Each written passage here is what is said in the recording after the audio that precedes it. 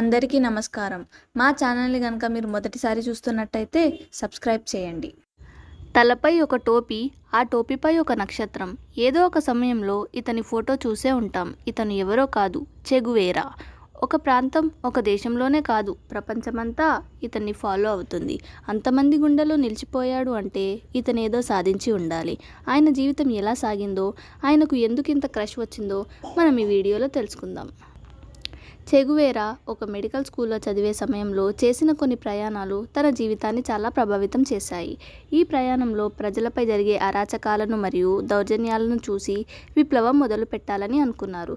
చెగువేరాకు asthma సమస్య ఉన్నా కూడా వివిధ ఆటలలో నైపుణ్యం సాధించారు.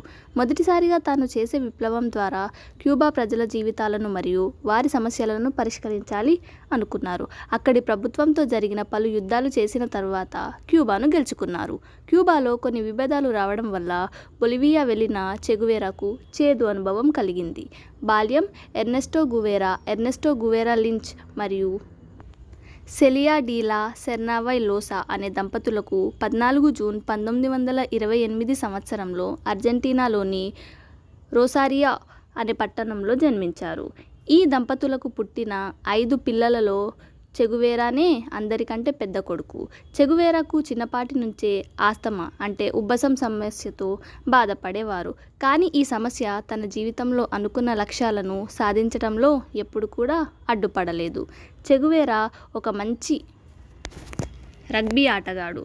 ఇదే కాకుండా షూటింగ్ చేయటం, స్విమ్మింగ్ చేయటం, గోల్ఫ్, ఫుట్బాల్ మరియు చెస్ కూడా ఆడేవారు. ఆటలతో పాటు చెగువేరా పుస్తకాల పురుగు అని కూడా చెప్పవచ్చు. చెగువేరా ప్రసిద్ధి చెందిన వ్యక్తుల యొక్క పుస్తకాలను చదివేవారు. చెగువేరాకి చిన్నప్పటి నుంచే పేద ప్రజల వైపు మక్కువ చూపేవారు. చెగువేరా చేసిన యాత్రలు 1950 సంవత్సరంలో మెడికల్ కాలేజీలో చదివే సమయంలో చెగువేరా మొదటి యాత్రను చేయటం జరిగింది. ఈ యాత్రను తన సైకిల్ సహాయంతో అర్జెంటీనాలోని రూరల్ ప్రాంతాలలో దాదాపు 4500 కిలోమీటర్ల దూరం ప్రయాణం చేశారు. తన రెండవ ప్రయాణాన్ని 1951 సంవత్సరంలో దక్షిణ అమెరికాకి చేశారు. ఈ ప్రయాణం తన మోటార్ సైకిల్పై 9 నెలల పాటు చేశారు. ఈ ప్రయాణ సమయంలో చిలీ దేశంలోని ప్రజలు పడే కష్టాలను, పేదరికాన్ని మరియు అక్కడ జరిగే అన్యాయాలను చూసి చాలా కదిలిపోయారు. తన యాత్రలను పూర్తి చేసుకున్న తర్వాత 1953 సంవత్సరంలో తన చదువును పూర్తి చేసుకొని మెడికల్ డిగ్రీ పట్టా పొంది డాక్టర్ ఎర్నెస్టో గువేరా అయ్యారు. 1953 సంవత్సరంలో గ్వాటెమాలా దేశంలో ప్రజలు పడుతున్న కష్టాలను చూసి అక్కడ విప్లవాన్ని మొదలు పెట్టాలని అనుకున్నారు. ముందు అక్కడి ప్రభుత్వంతో కలిసి పనిచేయాలని అనుకున్నారు. కానీ అమెరికా జోక్యం వల్ల ప్రభుత్వంలో చాలా మార్పులు వచ్చాయి.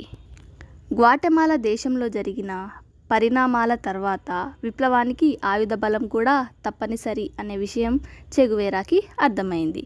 క్యూబా విప్లవం 1954 సంవత్సరంలో మెక్సికో దేశంలో జనరల్ హాస్పిటల్లో తన వైద్య వృత్తిని కొనసాగించారు. మెక్సికోలో ఉంటున్నప్పుడు గ్వాటెమాలా నుంచి వచ్చి ఉంటున్న కొంతమంది ప్రముఖులతో మరియు విప్లవకారులతో చెగువేరా పరిచయం ఏర్పడుతుంది.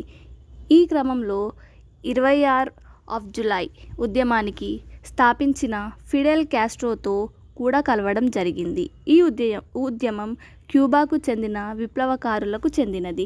ఈ ఉద్యమం యొక్క ఉద్దేశం ఏమిటంటే క్యూబాలో ఫుల్జెన్సియో బాటిస్టా ద్వారా జరుగుతున్న నియంత పాలనను అంతమొందించడం.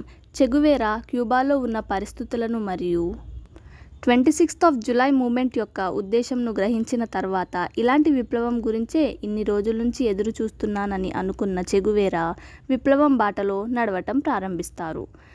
గువేరాకు తాను ఒక డాక్టర్ కావటం వల్ల విప్లవకారులకు వైద్య సంబంధిత సహాయం అందించేయాలనుకుంటారు. కానీ మిలిటరీ ట్రైనింగ్లో కూడా పాల్గొంటారు. ఈ ట్రైనింగ్లో గొరిల్లా యుద్ధ వ్యూహాలను నేర్చుకున్నారు. నదుల గుండా వెళ్ళటం, కొండలు ఎక్కటం, పొదల గుండా వెళ్ళటం, ఆకస్మిక దాడులను చేయటం లాంటి వాటిపై గంటల తరబడి ట్రైనింగ్ చేసేవారు. ఈ ట్రైనింగ్లో చెగువేరా మంచి పేరును కూడా సంపాదించారు. మొదటి దాడి ఫిడెల్ కాస్ట్రో నాయకత్వంలో నవంబర్ 25, 1956 సంవత్సరంలో 82 మంది బృందంతో క్యూబాపై దాడి చేయడానికి బయలుదేరుతారు. క్యూబాకి చేరుకున్న వెంటనే అక్కడి నుంచి ఎదురు దాడి జరుగుతుంది. ఫలితంగా 60 మంది చనిపోయి కేవలం 22 మంది మిగులుతారు. ఈ బృందంలో వైద్యుడిగా ఉన్న చెగువేరా మొదటిసారి తన మెడికల్ కిట్ను పక్కన పెట్టి ఆయుధాలను తీసుకోవటం జరుగుతుంది.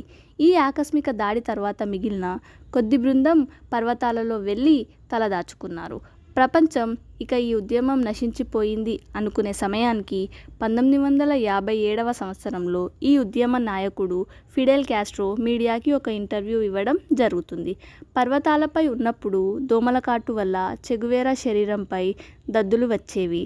తన విప్లవ జీవితంలో ఇవి మరవలేని రోజులు అని చెగువేరా పేర్కొన్నారు. పర్వతాలలో తలదాంచుకుంటున్న సమయంలో అక్కడ నివసిస్తున్న ప్రజల జీవితాలు, స్కూళ్ళు, కరెంటు, వైద్య సదుపాయాలు లేకుండా దయనీయంగా ఉన్న విషయాన్ని గ్రహించారు.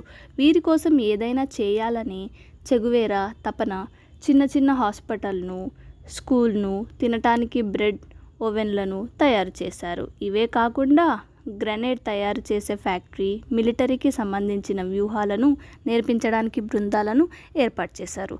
సమాచారాన్ని చేరువేయడానికి ఒక న్యూస్ పేపర్ కూడా ఉపయోగించేవారు.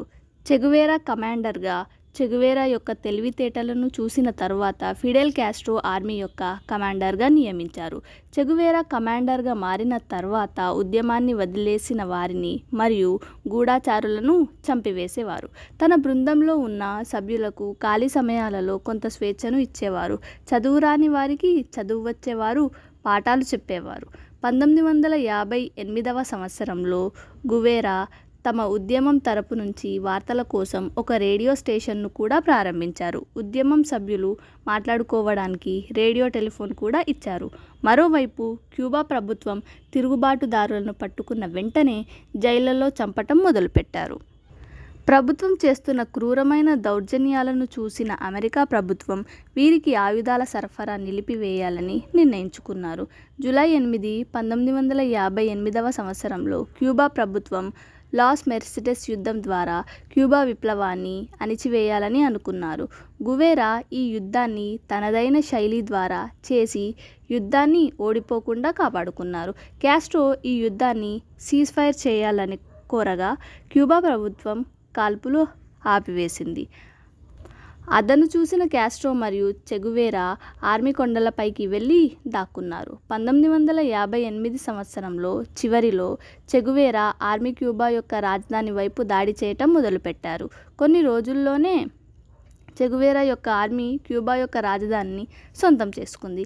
ఈ విషయం గ్రహించిన బటిస్టా పెద్ద మొత్తంలో డబ్బుతో దేశం వదిలి పారిపోయాడు.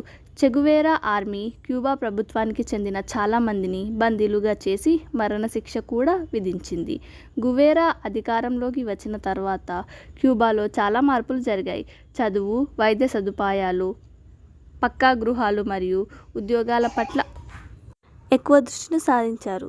చెగువేరా ఇతర దేశాలలో విప్లవకారుడిగా కాస్ట్రో మరియు చెగువేరా మధ్య విభేదాలు రావడం వల్ల క్యూబా వదిలి ఇతర దేశాలకి వెళ్తున్నానని చెగువేరా ఒక ఉత్తరం రాసి క్యూబా వదిలి వెళ్ళిపోయారు. క్యూబా నుంచి ఆఫ్రికా దేశమైన కాంగోకి వెళ్ళడం జరిగింది. అక్కడ ఇంతకుముందు నుంచి పోరాడుతున్న నాయకులతో చేయి కలపడం జరిగింది. చెగువేరాకు అనుకున్న విధంగా కాంగో తిరుగుబాటుదారులు పోరాడకపోవడంతో చెగువేరా నిరాశ చెందారు. కాంగో ప్రజలకి పోరాడే ఉద్దేశం లేదు అని చెప్పి చెగువేరా అక్కడి నుంచి వెళ్ళిపోయారు. మరణం. కాంగో తర్వాత క్యూబాకు వచ్చిన చెగువేరా 1996 సంవత్సరంలో బొలివియాకి వెళ్ళి అక్కడ విప్లవం మొదలు పెట్టాలి అని అనుకున్నారు. కానీ అక్కడ ఉన్న లోకల్ పార్టీలు మరియు అక్కడి ప్రజల సహకారం కూడా చెగువేరాకు అందలేదు. బొలివియా ప్రభుత్వం మరియు అమెరికాకు చెందిన CIA చెగువేరా స్థావరాలపై దాడి చేయడానికి ప్రణాళికలు వేయటం మొదలుపెట్టారు. అక్టోబర్ 8, 1967వ సంవత్సరంలో చెగువేరా ఉన్న స్థావరాలపై ఆకస్మిక దాడి చేసినప్పుడు గువేరా లొంగిపోయారు. ఆ మరుసటి రోజు అక్కడి ప్రెసిడెంట్ ఆదేశాల మేరకు చెగువేరాను కాల్చి చంపారు. Thank you. ఈ వీడియో కనుక మీకు నచ్చినట్టయితే వీడియోని లైక్ చేసి షేర్ చేయండి. అలాగే మా ఛానల్ని సబ్స్క్రైబ్ చేయడం మాత్రం మర్చిపోకండి.